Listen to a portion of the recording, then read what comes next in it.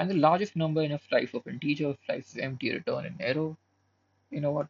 Again, let's copy this max fee number. Let's just call it prices. We're gonna name this as max fee. Uh, Again, pretty straightforward. There's a function called max. You pass in max fee, comma, um, prices of I. Now you already have a -1, so 0 won't work over here. You need to take the smallest value. So I'm just going to remove -1 actually to make things simpler. And you return maxi. And there it is.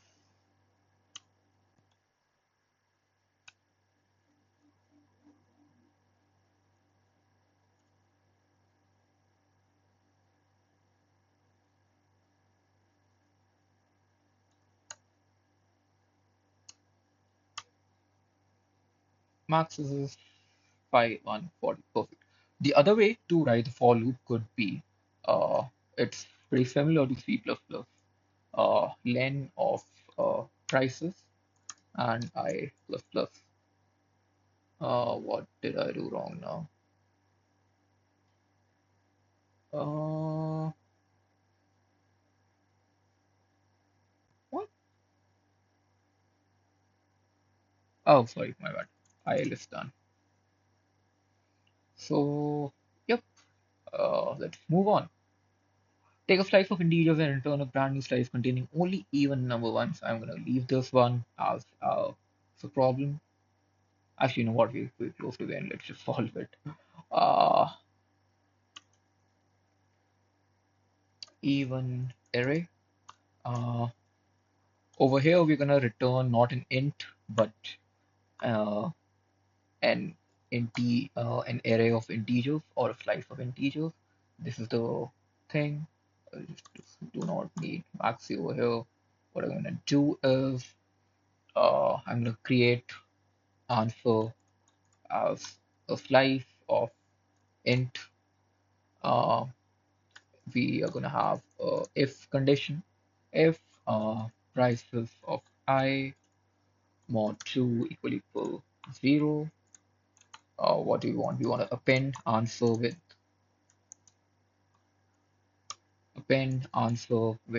prices of I, and we're going to return answer. What happened? Int is not int type is not expression. Oh, okay, should be an empty. Good. And let's just go ahead. Call this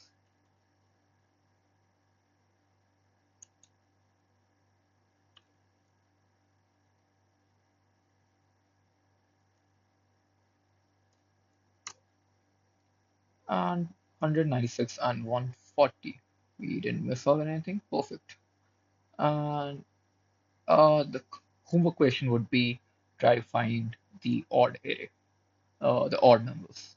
Okay, I hope you're able to solve that one. Uh, Given a slice of numbers and a target number, return the array indices of the two numbers that add up to that target. Great. This is famously known as two-sum. You might have seen this on Lead Code. You'd probably get it asked in some interviews.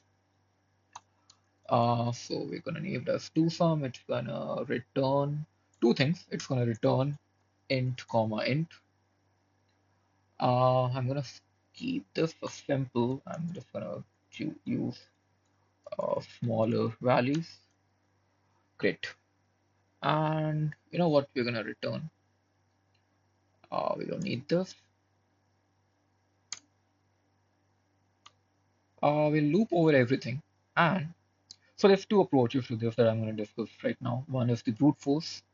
Uh, don't need this. You start from I, then you declare j as I plus 1, j less than len prices, and j plus plus. And if prices of I plus prices of j equal, well, it needs to have a target value. Get int equal, let's say, target, uh, you return I comma j. Else you just return, let's say, -1 comma minus 1. Cool. And let's call this.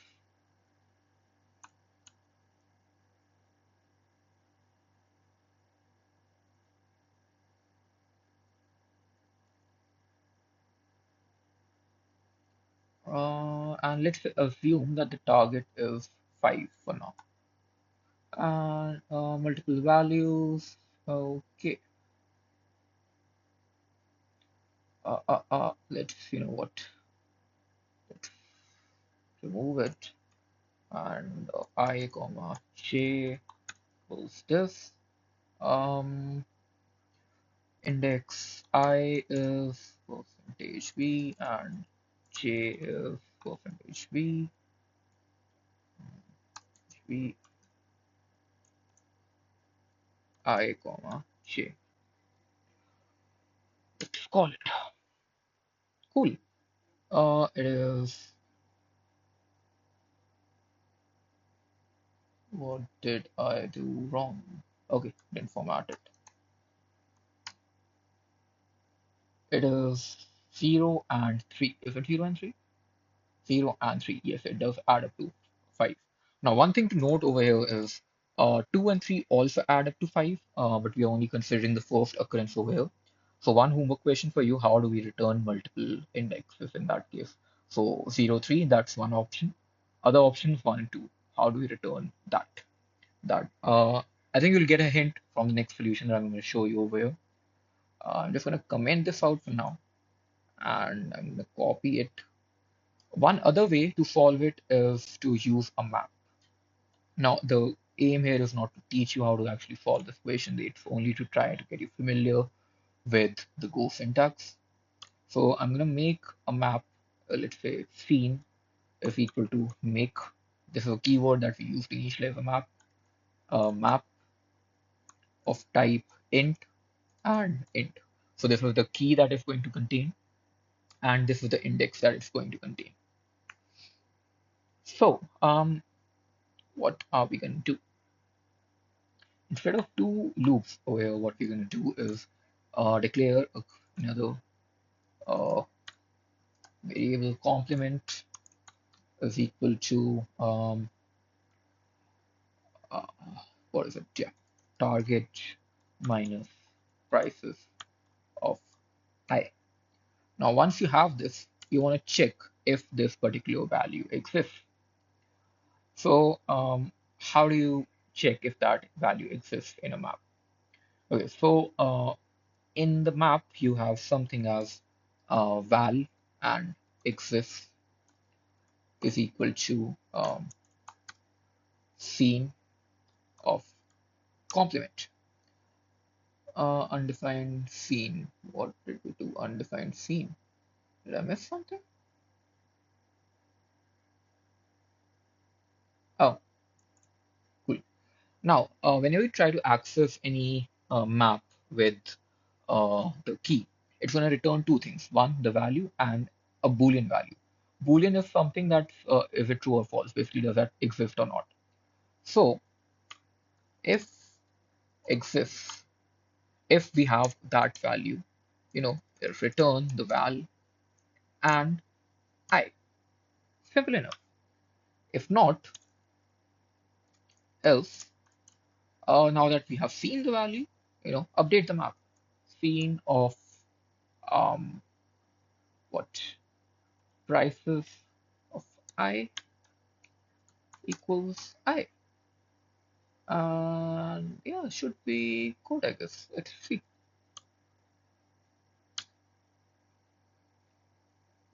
Index is 1 and index is 2. Cool. Now the ordering changed over here because it came to 1, it stored it, it didn't have its complement. It came to 2, again stored it, did not have its complement. Came to 3, got 2 because it's already stored and returned. It never got to 4. Now, the assignment for you is to try to you know output something like this. Put maybe 0 comma 3 1 comma 2. So try to make this data structure in your return statement over here. Okay, cool. Okay, down to the final three, man. I'm tired. Cool. Calculate the factorial. Again, now since we've talked so much about functions, let's try to see what recursion is. It's gonna take n comma int. Now, a recursive function is something that just calls itself again and again, right? So when you try and calculate factorial, let's say 5 factorial, it's going to be 5 into factorial of 4. So let's take the base case. If n equal 0 or n equal 1, you just want to return 1, else you just return n into factorial of n minus 1. And what did I? Okay, it's not returning anything. It should return. Cool. And let's just call it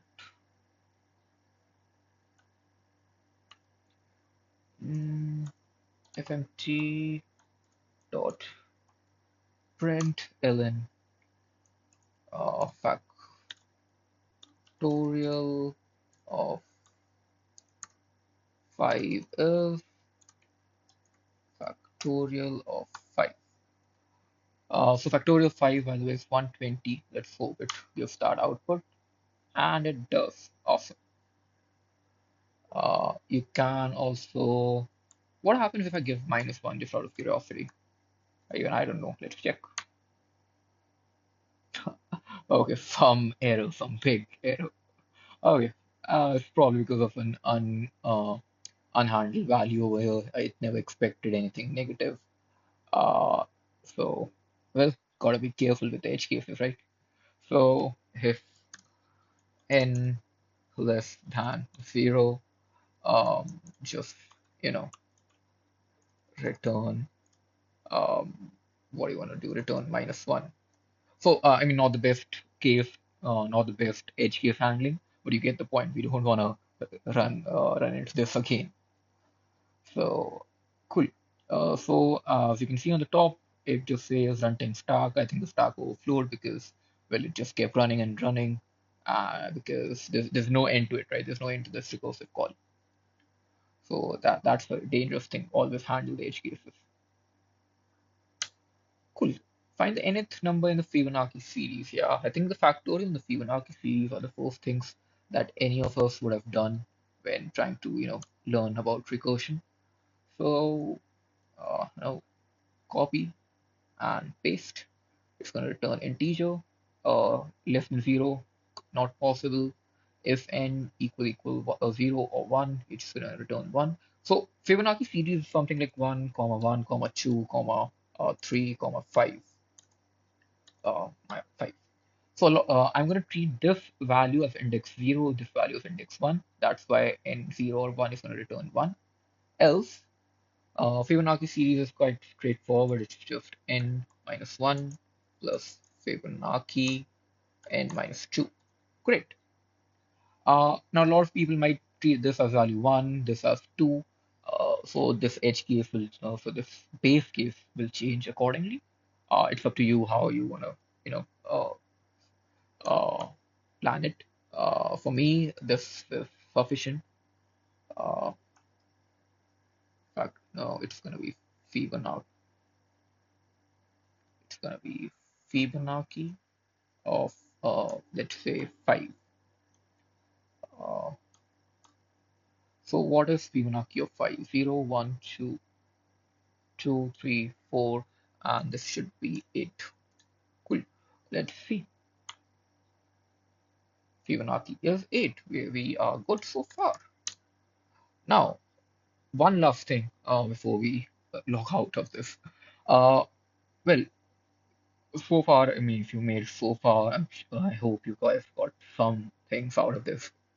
The last thing that we're going to solve today is the dynamic programming. Again, the process, the thought process here is not to teach you about data structures.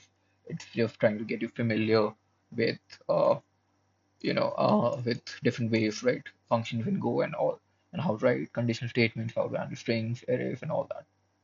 Now, if you have worked with uh,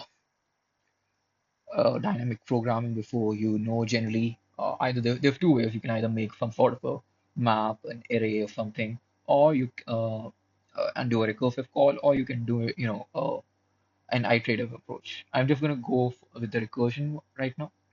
So what it really needs is some sort of integer and a map. I'm just going to write if does mp, which is map of int uh, and int. Cool. You know what, we're gonna call it Fibonacci of 5. I'm gonna make one DP map, which is make map of int of type int, and I'm gonna pass it over here. And cool. So what do you want to do? Negative. I'm just gonna let's keep it. Doesn't matter. If n equals 0, 1, return it. Great. Else, let's do one more thing. Let's check in the map. How do we check in the map? Val, comma, exists, mp of n, right? And if exists, uh, return mp of n, sorry, return val. Great. If not, you wanna do a recursive call, but you wanna also store that value, whatever you get for future use cases. So you're gonna do mp of n equals this. It's gonna take mp. This is also gonna take mp, and you return mp of n. What's wrong? Oh, Fibonacci optimize.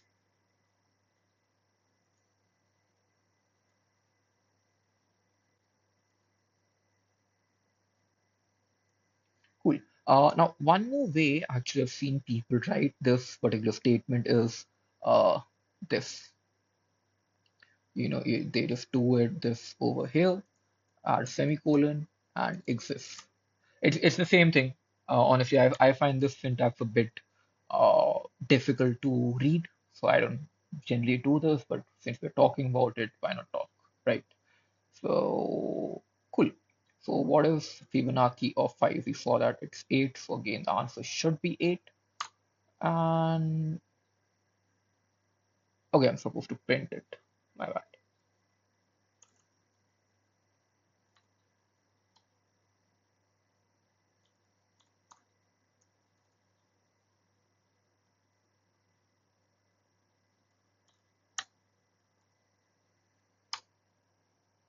And the answer is 8. There you go.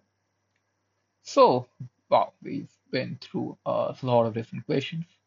We started with simple if-else statements, modular operations, again, talking about the if-else statements. We learned something new, even I learned something new. Great.